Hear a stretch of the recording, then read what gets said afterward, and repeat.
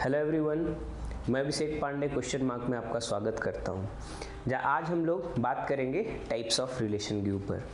और types of relation में आज हम लोग सीखेंगे आइडेंटिफाई करना कि रिफ्लेक्सिव रिलेशन क्या होता है, कैसे किसी भी रिलेशन को देख के हम आइडेंटिफाई कर लें कि रिफ्लेक्सिव रिलेशन है या नहीं है। तो ये सब चीज़ आज हम इस वीडियो में सीखेंगे। और कुछ बेसिक क्वेश्चन हो सकती है हमारे पास। स्मॉलेस्ट रिफ्लेक्सिव रिलेशन पॉसिबल क्या है, लार्जेस्ट रिफ्लेक्सिव रिलेशन पॉसिबल क्या है, और how many different reflexive relation हम लोग किसी भी एक सेट पे बना सकते हैं। तो ये 2-3 पॉइंट आज हम लोग सीखेंगे। तो इन सभी चीज़ को सीखने से पहले रिलेशन के ऊपर हमारी बेसिक अंडरस्टैंडिंग पहले से क्लियर है, लेकिन फिर भी कुछ कन्फ्यूज़न हो सकते हैं। तो उस कन्फ्यूज़न को क्लियर करने के लिए 2 पॉइंट हमको क्या करना है, दिमाग में पहले से फिट करके रखना है कि आगे जब हम लोग रिफ्लेक्सिव रिलेशन अभी पढ़ेंगे तो वो चीज़ हमको मदद करेगा इसको आइडेंटिफाई करने में, सीखने में। चलिए, तो पहला चीज़ हम लोग सीखेंगे कि sir in term of set relation क्या होता है। What is relation in term of set, means relation in term of set क्या होता है। तो बहुत सिंपल है। कभी भी अगर हम लोग 2 सेट का कार्टेशियन प्रोडक्ट करते हैं, मान लेते हैं हमारे पास एक सेट है ए और दूसरा सेट है बी, राइट। और दोनों सेट का अगर हम लोग कार्टेशियन प्रोडक्ट करें तो उसके बाद उसका डिफरेंट सबसेट को जब हम स्टडी करते हैं, उसका डिफरेंट सबसेट्स आएगा किसी भी 2 सेट का कार्टेशियन प्रोडक्ट करने पे। और डिफरेंट सबसेट को जब हम स्टडी करते हैं तो उसी को हम लोग क्या बोलते हैं, रिलेशन बोलते हैं। ये पहला पॉइंट दिमाग में फिट कर लेना है, ठीक है। मतलब कहने का मतलब है कि ये पॉइंट हम आपको इसलिए बता दे रहे हैं कि अभी आगे चलेंगे तो ये बात करने का तरीका जो होगा, जो मेरा फ्रेम रेडी होगा, ये सेट के टर्म में ही रेडी होगा, सबसेट के टर्म में ही रेडी होगा। इसलिए ये चीज़ आपको जान लेना होगा कि क्या एलिमेंट्स है। इसलिए हम इसको पहले 2 पॉइंट को क्लियर कर देते हैं, लिख के एक बार रिकैप हो जाएगा आपका। हालांकि आपको पहले से पता होना चाहिए, कोई बात नहीं है। तो पहला चीज़ हम लोग देख रहे हैं कि रिलेशन क्या हो रहा है। तो relation in term of set में मान लीजिए हमारे पास एक सेट है ए, और अगर इस सेट ए का कार्टेशियन प्रोडक्ट अगर हम सेट बी के साथ कर दें तो हम इसके सबसेट को जब स्टडी करेंगे तो उसको क्या करेंगे, रिलेशन बोलेंगे, ठीक है। तो हम लोग क्या करेंगे, इसके सबसेट को जब स्टडी करेंगे, किसको स्टडी करेंगे, सबसेट को स्टडी करेंगे जब हम, तो उसको हम क्या बोलेंगे, उसी को हम बोलेंगे रिलेशन। पहला पॉइंट। दूसरा पॉइंट क्या है, और दूसरा पॉइंट के ऊपर ही आगे का बात स्टार्ट होगा। दूसरा पॉइंट है कि अगर 2 सेट का कार्टेशियन प्रोडक्ट कर दिया जाए तो क्या होता है। अगर हमारे पास एक सेट है ए, अगर इसका कार्टेशियन प्रोडक्ट किसी भी एक सेट बी के साथ कर दे तो हमारे पास क्या आता है, हमारे पास सेट ऑफ ऑर्डर पेयर आता है। क्या आता है हमारे पास, set of order pair, set of order pair, order pair आता है। और ये जो सेट ऑफ ऑर्डर पेयर है ये क्या है, ये element of A cross B है। हम लोग इसको ए क्रॉस बी भी बोलते हैं। ये क्या है, ये element of A cross B है। ये elements of A cross B है, ठीक है। तो पहला पॉइंट क्या था, 2 सेट को आपस में कार्टेशियन प्रोडक्ट कर दिया और उसके सबसेट को जब हम स्टडी करेंगे, एनालिसिस करेंगे तो उसको क्या बोलते हैं, रिलेशन। दूसरा पॉइंट है कि अगर 2 सेट को हम यहाँ पे कार्टेशियन प्रोडक्ट कर रहे हैं तो हमको क्या मिलने वाला, सेट ऑफ ऑर्डर पेयर मिलने वाला है। और सेट ऑफ ऑर्डर पेयर जो होगा वही होगा हमारा एलिमेंट किसका, ए क्रॉस बी का। ये 2 पॉइंट पहले हमको दिमाग में डाल देना है, ठीक है, ओके। चलिए आगे बढ़ा जाए। अब आज जो हम डिस्कस करने वाले हैं वो क्या करने वाले हैं, रिफ्लेक्सिव रिलेशन के ऊपर टोटल डिस्कशन रहेगा हमारा, ठीक है। तो रिफ्लेक्सिव रिलेशन है क्या, इसको पहले समझते हैं। इसके लिए 2-3 टर्म आपको बताते हैं। पहला तो 2 पॉइंट क्लियर हो गया। तीसरा पॉइंट क्या है कि जब भी हम टाइप्स ऑफ रिलेशन के ऊपर बात करेंगे, किसके ऊपर बात करेंगे, टाइप्स ऑफ रिलेशन के ऊपर बात करेंगे।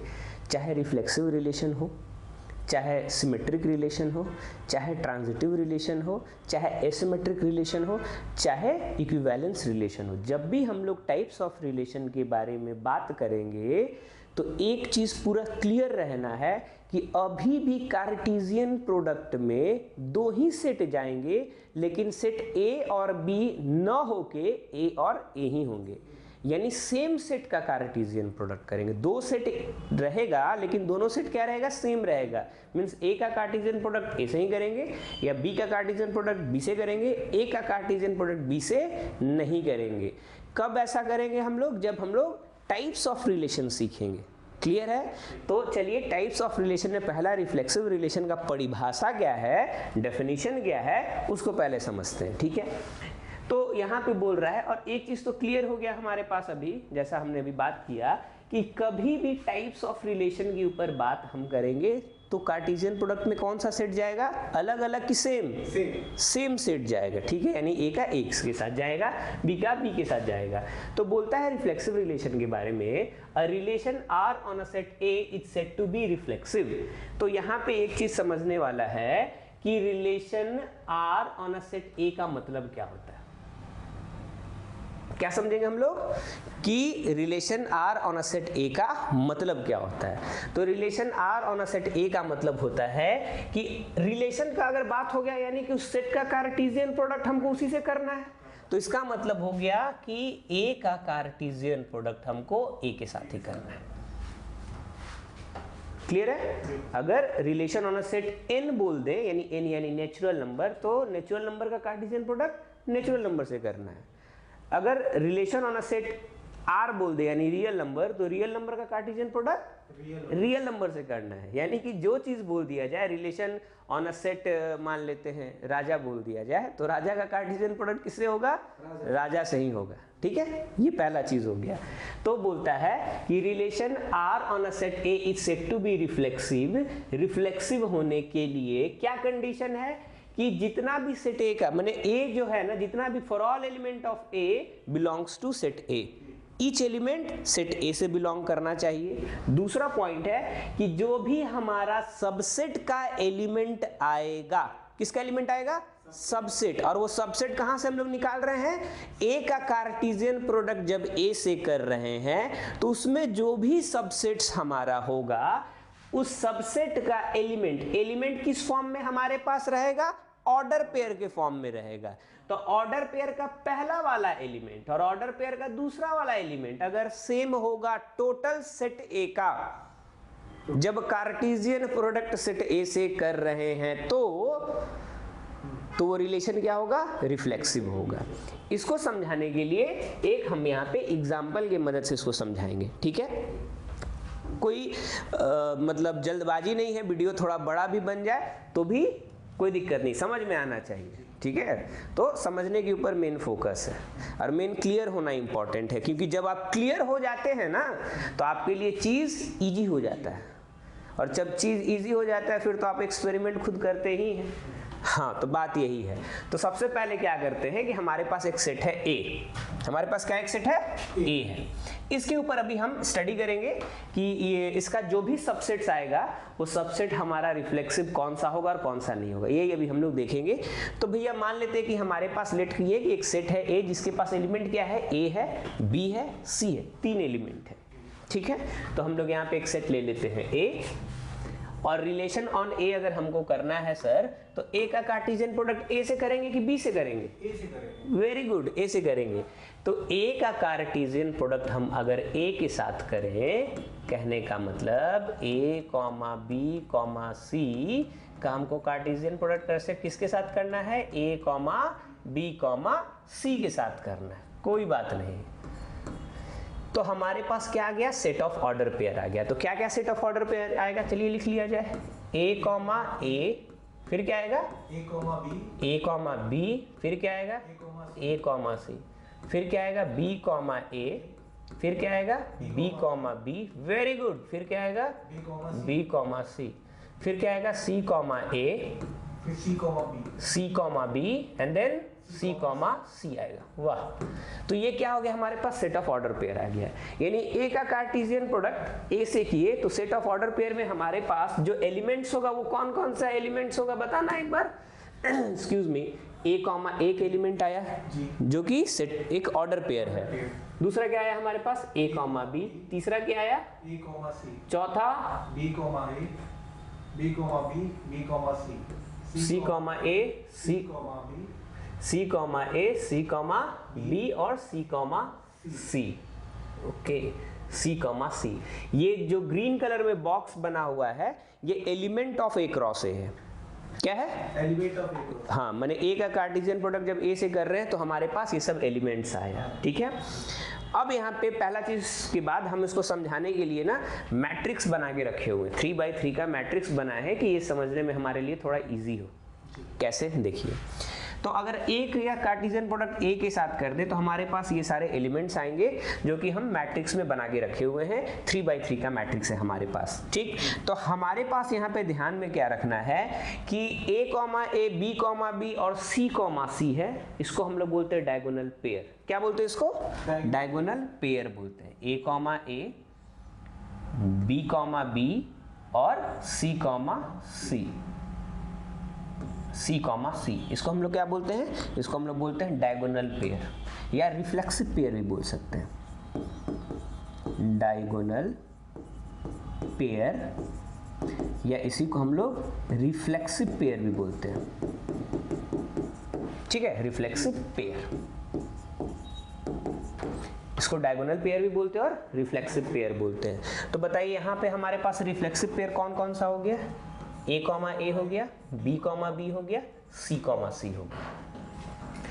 अब यहाँ पे 1 2 3 4 5 6 हम क्या किए हैं? a क्रॉस a का सबसेट लिखे हुए हैं, ठीक है। अब ये सबसेट को देख के बताना है कि ये रिफ्लेक्सिव है कि रिफ्लेक्सिव नहीं है, मीन्स ये रिलेशन रिफ्लेक्सिव है या नहीं है। और रिलेशन क्या होता है? कार्टेशियन प्रोडक्ट का सबसेट को जब स्टडी करते हैं तो क्या होता है? रिलेशन। और टाइप्स ऑफ रिलेशन में सेम सेट गया है यहाँ पे। अब यहाँ पे 1 2 3 4 5 6 हमने एग्जाम्पल रखा हुआ है। अब इस एग्जाम्पल को देख के बताना है कि ये रिफ्लेक्सिव है या रिफ्लेक्सिव रिलेशन नहीं है। तो रिफ्लेक्सिव रिलेशन होने का जो बेसिक रिक्वायरमेंट है, वो क्या है? बेसिक रिक्वायरमेंट, तो बेसिक रिक्वायरमेंट है कि अगर किसी भी सबसेट में टोटल का टोटल डायगोनल पेयर अगर आ जाए, क्या आ जाए? टोटल डायगोनल पेयर आ जाए या टोटल का टोटल रिफ्लेक्सिव पेयर आ जाए, तो वो जो हमारा सबसेट होगा या जो रिलेशन हमने सबसेट को बनाया है वो क्या होगा? रिफ्लेक्सिव होगा। यानी कि टोटल कौन सा एलिमेंट एटलीस्ट आना चाहिए हमारे पास? डायगोनल पेयर आना चाहिए। एटलीस्ट क्या आना चाहिए? डायगोनल पेयर आना चाहिए। तो अब यहाँ पे इस एग्जांपल को देखते हैं और एग्जांपल की मदद से इसको एक्सप्लेन करते हैं, ठीक। तो पहला वाला हमारे पास जो एग्जांपल है ये बताना है कि रिफ्लेक्सिव रिलेशन है कि नहीं है। तो रिफ्लेक्सिव रिलेशन होने के लिए हमको क्या सर्च करना है? बताइए। Diagonal pair. क्या सर्च करना है? Diagonal pair. तो देखिए, तो यहाँ पे a, b, b और c, टोटल डायगोनल पेयर है। तो क्या टोटल डायगोनल पेयर चाहिए कि कुछ कम रहेगा तो काम चलेगा?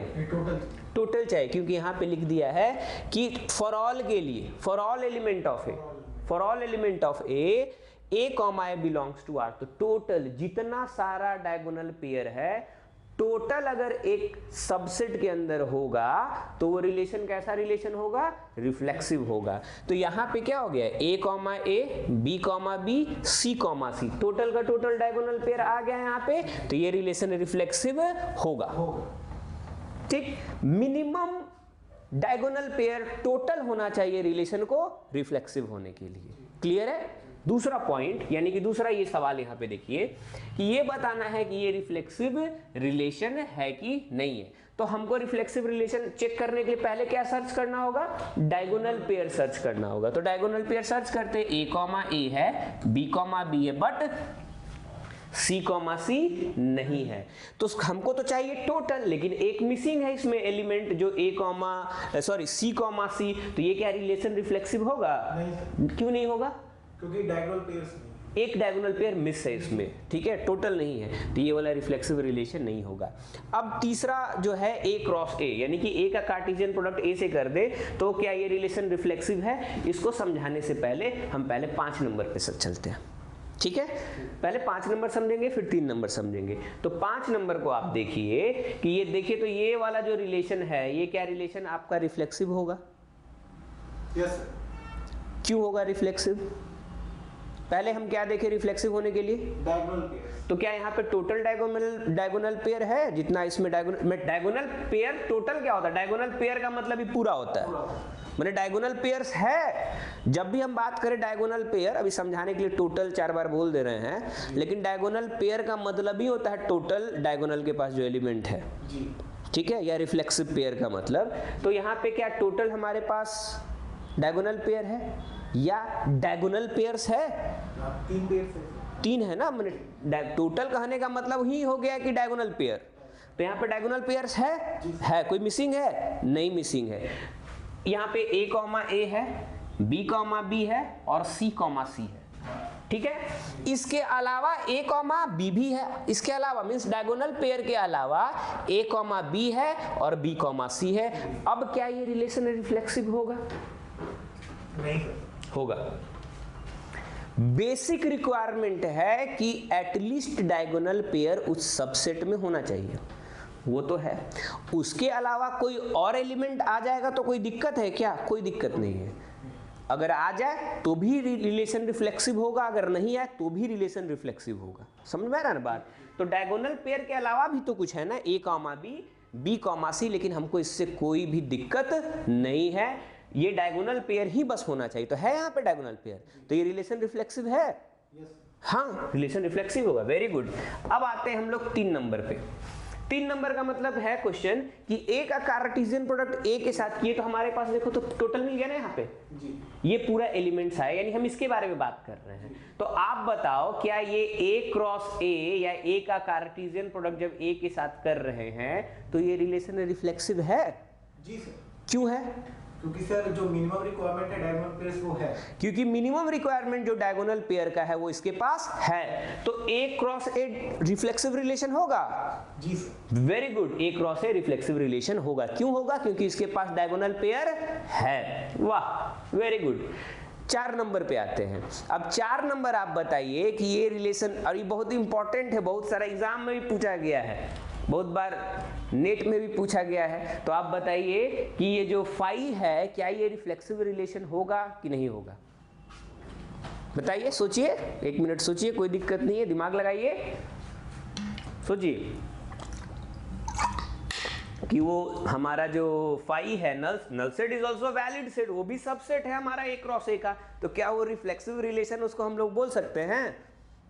बोल सकते हैं सर। कैसे बोल सकते हैं? सर वैलिड सेट है तो होना, वैलिड सेट है ना, लेकिन मिनिमम रिक्वायरमेंट क्या है? डायगोनल पेयर्स है उसके पास। नल सेट के पास तो कुछ भी नहीं होता है।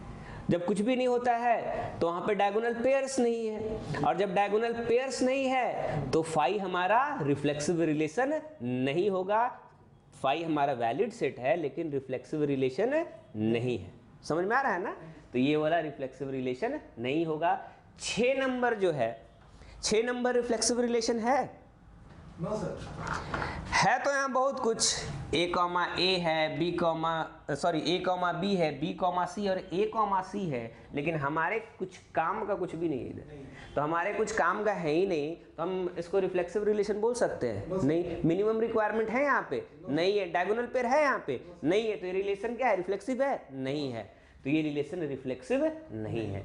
यानी मसला यहाँ पे यही है, मैटर यही है यहाँ पे कि कोई भी रिलेशन को चेक करना है कि रिफ्लेक्सिव है कि रिफ्लेक्सिव नहीं है, तो सबसे बेसिक रिक्वायरमेंट यही है कि उसके पास एटलीस्ट डायगोनल पेयर होना चाहिए।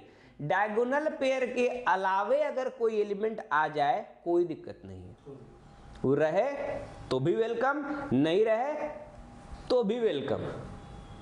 लेकिन एट लास्ट क्या है, अगर डायगोनल पेयर नहीं है तो रिलेशन रिफ्लेक्सिव नहीं है, और डायगोनल पेयर है तो, और डायगोनल पेयर में कोई एक मिस कर जाएगा तो बोल सकते हैं क्या कि रिलेशन रिफ्लेक्सिव है? नहीं बोल सकते हैं, क्योंकि यहाँ पे 2 नंबर में देखिए मिस हो गया था C, C, इसलिए रिलेशन रिफ्लेक्सिव नहीं है।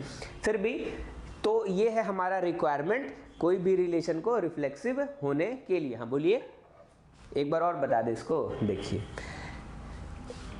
पॉइंट पे आप ब्रेक कर लीजिए सबसे पहले, ठीक है? पॉइंट क्या ब्रेक कर लेना है? पहला चीज क्या है कि हम लोग तो बात कर रहे हैं टाइप्स ऑफ रिलेशन के ऊपर, तो पहला चीज तो भैया रिलेशन आना चाहिए कि रिलेशन क्या है। मैंने रिलेशन मतलब यहाँ वाला रिलेशन, ठीक है, आपका वाला रिलेशन नहीं। चलिए वो भी उधर भी हम लोग रिफ्लेक्सिव सिमेट्रिक पढ़ते हैं, इंसान लोग के बीच में भी रिलेशन मिला के रिफ्लेक्सिव सिमेट्रिक ट्रांजिटिव ये सब पढ़ा जाता है, सवाल उस पर भी हम लोग देखेंगे। लेकिन 2-3 पॉइंट दिमाग में आराम से डाल लीजिए। रिलेशन कि जब हम किसी दो सेट का सबसेट को स्टडी करते हैं, दो सेट का किसका स्टडी करते हैं, सबसेट को स्टडी करते हैं, तो उसी को बोलते हैं हम लोग रिलेशन, या सबसेट को एनालिसिस करते हैं तो उसी को हम लोग बोलते हैं relation in term of set, ठीक है। दूसरा पॉइंट कि जब दो सेट को कार्टेशियन प्रोडक्ट करते हैं तो हमारे पास क्या आता है, सेट ऑफ ऑर्डर पेयर आता है। क्या आता है हमारे पास, सेट ऑफ ऑर्डर पेयर, और जितना भी ऑर्डर पेयर होता है वो क्या होता है, element of A cross B होता है। ये चीज पहले दो चीज दिमाग में रख लेना आराम से, चिल। उसके बाद देखिए क्या है, उसके बाद यहाँ पे रिक्वायरमेंट रिफ्लेक्सिव। अब जब एक चीज और बता दिए यहाँ पे हम आपको, ध्यान में रखिएगा कि जब भी हम टाइप्स ऑफ रिलेशन के ऊपर बात करेंगे, चाहे रिफ्लेक्सिव, चाहे सिमेट्रिक, चाहे ट्रांजिटिव, चाहे इक्विवेलेंस, चाहे सिमेट्रिक, चाहे जो भी आगे जो भी हम बात करेंगे टाइप्स ऑफ रिलेशनशिप, मैंने यहाँ पे जो रिलेशन है हमारा, तो आपको ये दिमाग में पहले से फिट रखना है कि सेम सेट ही कार्टेशियन प्रोडक्ट में जाएंगे, ए और बी नहीं जाएंगे, ए और ए ही जाएंगे। ये पहले से आपको दिमाग में क्या कर लेना है, फिट कर लेना है। ये 2 पॉइंट हो गया। तीसरा पॉइंट जो है हमारे पास कि यहाँ पे बोल रहा है relation R on a set A, relation R on a set A का मतलब कि A का कार्टेशियन प्रोडक्ट है। क्वेश्चन में ही सब कुछ छिपा हुआ है। It's set to be reflexive कि जितना भी एलिमेंट सेट A का है, जब कार्टेशियन प्रोडक्ट कर रहे हैं तो जितना भी ऑर्डर पेयर अगर हमारा A, A का मतलब हुआ कि फर्स्ट एलिमेंट और सेकंड एलिमेंट अगर सेम हो जाए, टोटल जितना पॉसिबल बन रहा है, तब ये रिलेशन हमारा क्या होगा, रिफ्लेक्सिव होगा। ये दूसरा पॉइंट था। यहाँ पे हम लोग का बेसिक रिक्वायरमेंट क्या था, डायगोनल पेयर था। अगर डायगोनल पेयर हमारे पास होगा तो रिलेशन हमारा रिफ्लेक्सिव होगा। उसके अलावा भी कुछ हो जाए कोई दिक्कत नहीं हो, लेकिन उससे कम नहीं होना चाहिए। उसके आधार पे हम लोग यहाँ पे देख लिए बाकी एग्जाम्पल, ये हमारा रिलेशन रिफ्लेक्सिव है कि नहीं है। और इसमें ये वाला बहुत इंपॉर्टेंट है, बहुत बार एग्जाम में पूछा गया है, बहुत सारे एग्जाम में पूछा जाता है, ठीक है, कि फाई जो है हमारा वो रिफ्लेक्सिव रिलेशन है कि नहीं है। अब हम लोग देखेंगे इसके ऊपर कुछ बेसिक 1-2 सवाल कि स्मॉलेस्ट रिफ्लेक्सिव रिलेशन क्या हो सकता है, what is the smallest reflexive relation. इसको पहले हम लोग, ये क्लियर है ना, यहाँ पे आगे बढ़ा जाए, ठीक है। तो अब हम लोग यहाँ पे देखेंगे what is the smallest reflexive relation possible, सबसे छोटा कौन सा रिफ्लेक्सिव रिलेशन बनाया जा सकता है। तो सबसे छोटा रिफ्लेक्सिव रिलेशन होने के लिए भी एटलीस्ट डायगोनल पेयर चाहिए, उसके बिना पॉसिबल नहीं है। तो ये बहुत सिंपल हो गया। तो हमारे पास डायगोनल पेयर में क्या क्या है सर, हमारे पास डायगोनल पेयर में A, है, बताइए, B, है, और C, हमारे पास C, ये क्या है, ये डायगोनल पेयर है। क्या है ये, डायगोनल पेयर। तो हमारे पास मिनिमम नंबर ऑफ एलिमेंट कब होगा, जब जितना कम मिनिमम नंबर ऑफ एलिमेंट होगा जब, तभी हम लोग बता सकते हैं स्मॉलेस्ट। तो मिनिमम होने के लिए भी एटलीस्ट क्या चाहिए, डायगोनल पेयर चाहिए। क्या चाहिए, डायगोनल पेयर। तो जब हम लोग A का मतलब हमने यहाँ पे स्मॉलेस्ट अगर रिलेशन हमको लिखना है जो कि रिफ्लेक्सिव हो, तो क्या होगा, A, B, और C, ये स्मॉलेस्ट रिफ्लेक्सिव रिलेशन। नेक्स्ट हमारे पास होगा कि what is the largest reflexive relation is possible. मतलब स्मॉलेस्ट लार्जेस्ट का बात इसलिए हो रहा है क्योंकि दो सेट का जब कार्टेशियन प्रोडक्ट कर रहे हैं हम लोग, तो क्या उसमें यही तो स्मॉलेस्ट और लार्जेस्ट ही सबसेट बनेगा कि बहुत सारा बनेगा। तो उसमें से कौन सा रिलेशन रिफ्लेक्सिव होगा, वो स्मॉलेस्ट वाला एक तो पिक करना है और एक तो लार्जेस्ट वाला पिक करना है। तो लार्जेस्ट वाला के लिए सबसे सिंपल कि सबसे ज्यादा एलिमेंट होना चाहिए उसके पास। तो अगर A का कार्टेशियन प्रोडक्ट हम A के साथ ही कर दें तो हमारे पास क्या एलिमेंट आएगा, बताइए, A, आएगा, फिर क्या आएगा, A, फिर क्या आएगा, फिर क्या आएगा, सॉरी देते हैं, B, A, फिर क्या आएगा, B, फिर क्या आएगा, B, C, वेरी गुड, फिर क्या आएगा, C, A, C, B और C, C। तो ये हमारा हुआ लार्जेस्ट रिफ्लेक्सिव रिलेशन पॉसिबल। क्यों? क्योंकि इसके पास डायगोनल पेयर है, डायगोनल पेयर हमारे पास है, उसके अलावा कोई भी आ जाए कोई दिक्कत नहीं है, मिनिमम डायगोनल पेयर होना चाहिए। तो ये रिलेशन हमारा क्या है? ये largest reflexive relation possible. Smallest और मतलब लार्जेस्ट आप यहाँ पे भी टिक कर लीजिए अपने कॉपी में। स्मॉलेस्ट के बारे में अगर बात किया जाए तो ये स्मॉलेस्ट, और लार्जेस्ट के बारे में बात किया जाए तो ये लार्जेस्ट। ये लार्जेस्ट हो जाएगा, ठीक है, और ये वाला क्या हो जाएगा? स्मॉलेस्ट हो जाएगा। लार्जेस्ट रिफ्लेक्सिव रिलेशन और स्मॉलेस्ट रिफ्लेक्सिव रिलेशन। एक और इंपॉर्टेंट चीज, how many different reflexive relation possible. यानी कि जब ए का कार्टेशियन प्रोडक्ट ए से कर रहे हैं तो बहुत सारा सबसेट्स आएगा। तो बहुत सारा सबसेट्स में कितना सारा ऐसा सबसेट्स होगा जो कि रिफ्लेक्सिव रिलेशन होगा, ये अभी हम लोग नेक्स्ट देखेंगे। यहां तक में कुछ पूछना है? ठीक है। तीसरा, how many different reflexive relation possible. इसको थोड़ा ध्यान से समझना है, ठीक है। मैं यहाँ पे ये भी बात नहीं कर रहा हूँ कि स्मॉलेस्ट रिफ्लेक्सिव रिलेशन पॉसिबल है कौन सा होगा, रिलेशन लार्जेस्ट पॉसिबल कौन सा होगा, ये भी बात नहीं कर रहा हूँ। मैं यहाँ बात कर रहा हूँ कि how many different reflexive relation possible, कितने अलग अलग टाइप के डिफरेंट रिफ्लेक्सिव रिलेशन बनाए जा सकते हैं किसी भी एक सेट के ऊपर, और ये बहुत इंपॉर्टेंट है।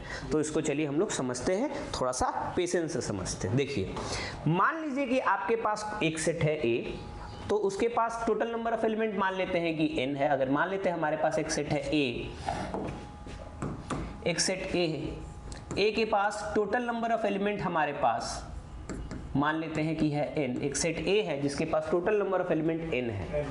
हमने यहाँ 3x3 मैट्रिक्स रखा हुआ है, लेकिन आप मान के चलना दोनों चीज दिमाग में कि 3x3 में भी देख लेना है और at the same point of time इसको n/n में समझ लेना है। तो n/n के लिए हम यहाँ पे पहले से एक बना के रखे हुए हैं, ठीक है। n/n अगर हमारे पास कोई सेट A होता और उसके पास नंबर ऑफ एलिमेंट n होता, तो अगर सेट A का कार्टेशियन प्रोडक्ट अगर हम लोग सेट A के साथ ही कर देते तो टोटल नंबर ऑफ एलिमेंट क्या होता है? जैसे कि यहाँ पे नंबर ऑफ एलिमेंट कितना है सेट A के पास? Number of element set A के पास है n। अगर सेट A का कार्टेशियन प्रोडक्ट हम सेट A से ही कर दें तो टोटल नंबर ऑफ एलिमेंट हमारे पास हो जाएगा n²। कैसे? देखिए, बैक जाते हैं। टोटल हमारे पास नंबर ऑफ एलिमेंट यहाँ पे कितना है? यहाँ पे टोटल नंबर ऑफ एलिमेंट हमारे पास कितना है? टोटल है हमारे पास सेट ए के पास कितना एलिमेंट है? 3 है। तो सेट ए का कार्टेशियन प्रोडक्ट सेट ए के साथ कर दे रहे हैं, तो हमारे पास 3 × 3 दैट इज इक्वल टू कितना हो गया? 3 का whole square that is equal to कितना हो गया? 9। टोटल नंबर ऑफ एलिमेंट्स कितने हो गए? 9 हो गए।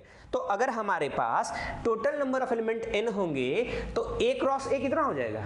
n² हो जाएगा ना। ए का कार्टेशियन प्रोडक्ट जब ए के साथ करेंगे तो कितना हो जाएगा? n² हो जाएगा, ठीक है।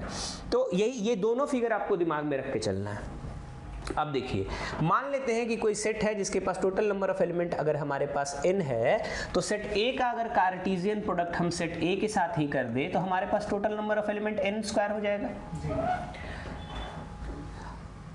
डिफरेंट रिफ्लेक्सिव रिलेशन पॉसिबल को स्टडी करने के लिए हम यहाँ पे एक ट्रिक लगाएंगे। ट्रिक क्या लगाएंगे? डायगोनल एलिमेंट को साइड से स्टडी करेंगे और नॉन डायगोनल एलिमेंट को अलग से स्टडी करेंगे, ठीक है। तो ये चीज हमारे लिए इजी होगा। डायगोनल एलिमेंट को अलग से स्टडी करेंगे और नॉन डायगोनल एलिमेंट को अलग से स्टडी करेंगे। तो अगर मान लीजिए हमारे पास एक सेट है n और मतलब हमारे पास टोटल नंबर ऑफ एलिमेंट एक सेट के पास है n, तो a क्रॉस a में कितना हो गया? n² हो गया। तो हमारे पास total number of element n² है। तो डायगोनल के पास कितने एलिमेंट्स होंगे? n होंगे। कैसे n होंगे? देखिए, तो 9 है ना, 3 का होल स्क्वायर 9, तो डायगोनल में कितना है? 3। तो n का होल स्क्वायर होगा तो डायगोनल में कितना होगा? n होगा, ठीक है। तो यहाँ पर ये कितना हो गया? n कितना हो गया? Diagonal elements. n कितना हो गया? डायगोनल। ये डायगोनल पेयर है, ठीक है। और नॉन डायगोनल में कितना होगा? नॉन डायगोनल में n² - n होगा। कैसे? देख लीजिए, डायगोनल में कितना है? 3। तो नॉन डायगोनल में कितना होगा? 3 का होल स्क्वायर -3 मतलब 9 - 3 यानी कि 6। 1 2 3 4 5 6। तो नॉन डायगोनल में कितने हो गए? n² - n। नॉन डायगोनल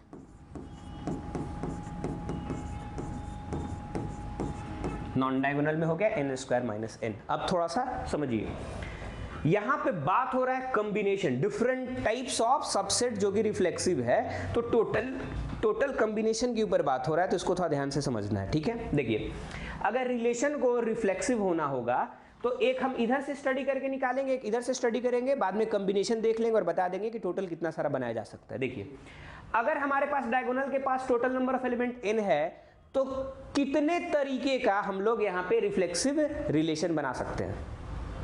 कितने बना सकते हैं? पहले तो n टाइप ना, n एलिमेंट्स है, डायगोनल पेयर्स है, तो कम से कम डायगोनल पेयर चाहिए रिफ्लेक्सिव रिलेशन होने के लिए। तो डायगोनल पेयर यहाँ पे कितना है? n है। तो अगर हमको इससे बनाना है रिफ्लेक्सिव रिलेशन, तो n तो यूज होगा ही यहाँ पे, तो आपके पास टोटल तरीका एक होगा, यहाँ से एक ही रिफ्लेक्सिव रिलेशन बनाया जा सकता है। जैसे कि इस केस में अगर हमारे पास डायगोनल के पास कितने एलिमेंट हैं? यहाँ पे 3 है, ये 3। तो यहाँ से अगर हमको डायगोनल पेयर से अगर हमको बनाना है एक रिफ्लेक्सिव रिलेशन, तो आप क्या बना सकते हैं? एक ही बना सकते हैं। क्या बना सकते हैं? a, b, b and c, इसके अलावा और कुछ बना सकते हैं क्या आप? नहीं। तो कितना बनाया जा सकता है? एक ही बनाया जा सकता है। समझ में आ रहा है बात? अब रहा नॉन डायगोनल एलिमेंट्स की। नॉन डायगोनल एलिमेंट हमारे पास n² - n है। ध्यान दीजिए, अगर मान लीजिए हमारे पास एक सबसेट कुछ यूं लिखा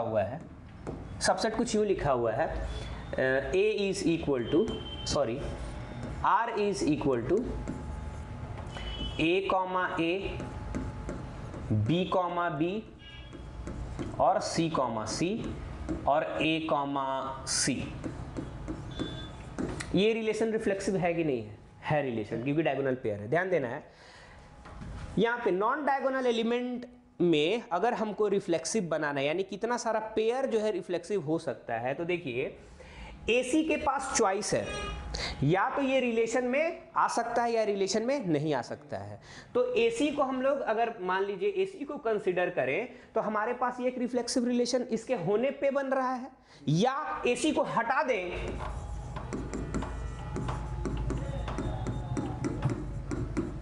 b, b और c, मतलब इसके साथ मिलाना, इसके साथ हमको कॉम्बिनेशन इसके साथ करना है। तो अगर हम लोग मान लीजिए AC को हटा दे रहे हैं यहाँ पे, उस AC के रहने पे भी एक तरीके से रिफ्लेक्सिव रिलेशन बनाया जा सकता है, और AC के नहीं रहने पे भी एक तरीके से रिफ्लेक्सिव रिलेशन बनाया जा सकता है। यानी AC के पास दो चॉइस है, या तो रिलेशन में आने के लिए या तो रिलेशन में नहीं आने के लिए, उसके बावजूद भी रिलेशन हमारा रिफ्लेक्सिव होगा। तो AC के पास कितना चांस है?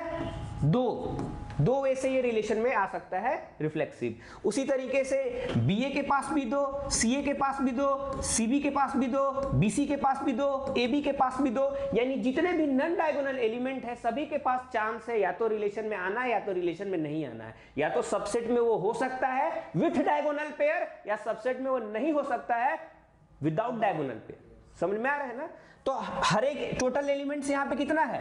हर के पास कितना है? 2 है। हर कोई मतलब हर एलिमेंट के पास चांस 2 है, तो 2 × 2 × 2 कितने सारे टोटल नंबर ऑफ एलिमेंट है नॉन डायगोनल में? n² - n, यानी टोटल कितने तरीके से कॉम्बिनेशन बनाया जा सकता है? 2n² - n। सिंपल, इसको याद कर लेना है कि how many different reflexive relation possible. समझ लीजिए इसको एक बार और, कि अगर हमारे पास 3/3 है, अब आपसे पूछा जा सकता है कि डिफरेंट रिफ्लेक्सिव रिलेशन कितना सारा हम लोग यहाँ पे बना सकते हैं। तो आप क्या करोगे? यहाँ पे 3 पुट कर दीजिए, तो 3 में 9 माइनस कर दिए 3, 6, 2⁻6 खत्म। n/n अगर होता, अब यहाँ पे डिफरेंट बनाना है हमको, तो n/n के बारे में बात कर रहा है, तो हर एक के पास चाहे यहाँ वाला एलिमेंट हो, चाहे यहाँ वाला हो, चाहे यहाँ वाला हो, चाहे कहीं वाला है, उसके पास चॉइस है, या तो वो रिफ्लेक्सिव पेयर के साथ आ सकता है या रिफ्लेक्सिव पेयर के साथ नहीं आ सकता है, क्योंकि रिलेशन रिफ्लेक्सिव होने के लिए आपको रिफ्लेक्सिव पेयर के साथ आना ही है, यानी डायगोनल पेयर के साथ आना ही है। तो या ये आ सकते हैं या नहीं आ सकते हैं। ये रहेंगे तो भी रिफ्लेक्सिव रहेगा अगर विथ डायगोनल पेयर, नहीं रहेंगे तो भी रिफ्लेक्सिव रहेगा विथ डायगोनल पेयर। तो टोटल हमारे पास क्या है? n² है। नॉन डायगोनल में कितना है हमारे पास? डायगोनल में n, तो नॉन डायगोनल में कितना? n² - n। ईच के पास, यहां से हम लोग एक ही बना सकते हैं, और ईच एलिमेंट के पास चॉइस 2 है, तो 2 × 2 × 2, और टोटल कितने एलिमेंट है? n² - n। ये सब इसके साथ बना सकता है रिफ्लेक्सिव रिलेशन, या इनके बिना भी बनाया जा सकता है रिफ्लेक्सिव रिलेशन। यानी टोटल कितना हो गया 2 to the power n square minus n। ये total number of way different reflexive relation possible कितना हो सकता है 2 to the power n square minus n, अगर n है हमारे पास नंबर ऑफ एलिमेंट किसी भी एक सेट के पास। दूसरा एक और यहाँ पे सिंपल इजी एक सवाल है, इसको देख के बताना है कि रिलेशन रिफ्लेक्सिव है कि नहीं। बताइए हम किसके ऊपर बात कर रहे हैं, हम लोग सेट ए के ऊपर बात कर रहे हैं, और सेट ए के पास एलिमेंट क्या है 1, 2, 3, 4 है। ठीक है, तो आपके पास एटलीस्ट क्या क्या होना चाहिए 1, 1 होना चाहिए, 2, 2 होना चाहिए, 3, 3 होना चाहिए, 4, 4 होना चाहिए। उसके अलावा कुछ रहे तो भी ठीक है और नहीं रहे तो भी ठीक है। तो इसके पास वो सब है क्या 2, 2 है, 1, 1 है, 4, 4 है, 3, 3, उसके अलावा है कोई दिक्कत नहीं है, तो रिलेशन रिफ्लेक्सिव है, होगा कि नहीं होगा? होगा। तो सिंपल यही ट्रिक था, डायगोनल पेयर और कुछ बेसिक कॉन्सेप्ट था जो आपको पहले से पता था। इसको 1-2 बार आप रिवाइज करिए, और नेक्स्ट वीडियो में हम लोग डिस्कस करेंगे सिमेट्रिक रिलेशन के ऊपर। जब टोटल सिमेट्रिक, ट्रांजिटिव, रिफ्लेक्सिव और इक्विवेलेंस रिलेशन जब हम लोग सीख जाएंगे तो इनको मिला के सवाल करेंगे। तब तक के लिए धन्यवाद। Keep watching question mark. Thank you so much.